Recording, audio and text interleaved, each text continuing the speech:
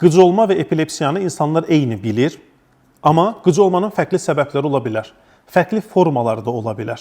Biz bugün o insan öz idarəsini itirir, yerə yıxılır, belə çabalamağa başlayır, ondan danışacağıq. Çünki kənarda insanların ən çox zərər verdiyi məsələ odur. Adətən insanın ağzına bir alət salıb qaşıqla ya da nə ilənsə ağzını açıb dilini tutub çıxartmağa çalışırlar. Bu doğru deyil.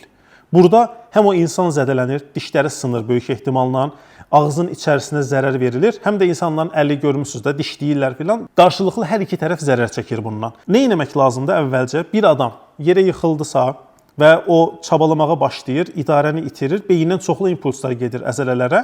Əvvəlcə onu deyək ki, o dil qatlanıb, qarnına getdi, boğazına getdi söhbəti yoxdur. Bizə bütün ilk yardım təlimlərində onu deyiblər ki, dil quruluş etibarı ilə arxaya gedə biləsi bir orqan deyil. Yəni, çalışsaz özünüz də dilinizi istəyərək arxaya apara bilməzsiniz. İndi yoxlayırsınız böyük ehtimalla çoxunuz. Sadəcə qıcolmada bütün əzələlər gərilir, ona görə buradakı hissədə nəfəs almağı biraz çətinləşdirir. Nə etmək lazımdır? Bir insan görürsünüz ki, yıxılıb yerə və həmin o idarəni itirib və yerdədir. İlk növbədə ətrafdakı, məsələn belə, buna zərər verəsi alətləri uzaqlaşdırırsınız.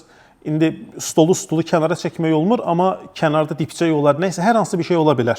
Bunları kənarlaşdırırsınız. Ya da məsələn, mənim kimi adam yıxılıb eynəyi varsa, bu eynək 100% hansısa formada sınıb adama zərər verəcək, eynəyi götürürsünüz.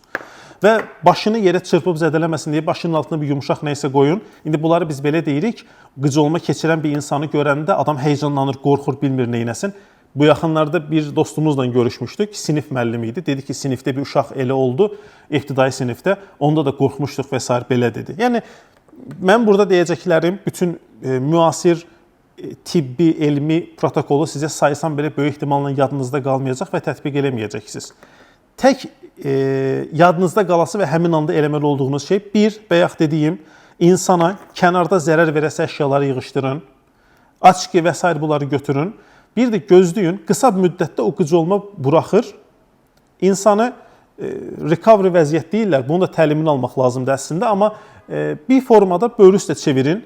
Onda avtomatik bu arxadakı əzələlər boşalır və insan nəfəs almağa başlayır. Bir də yoxlasaz yaxşı olar ki, bəlkə o qıcolma anında köbük gəlib, biraz öncə nə isə yeyirdi, ağzında o var, nəfəs almağına mane olmasın. O anda bəzən deyirlər hətta ki, bu 5 dəqiqədən uzun çəkirsə ambulans çağırın, yoxsa ehtiyac yoxdur və s. Yenə də riskə girməyin, istənilən halda bir ambulans çağırın. Amma insanın ağzına nə isə salıb, onun dilini tutub çıxartmağa çalışmayın. Bu doğru deyil.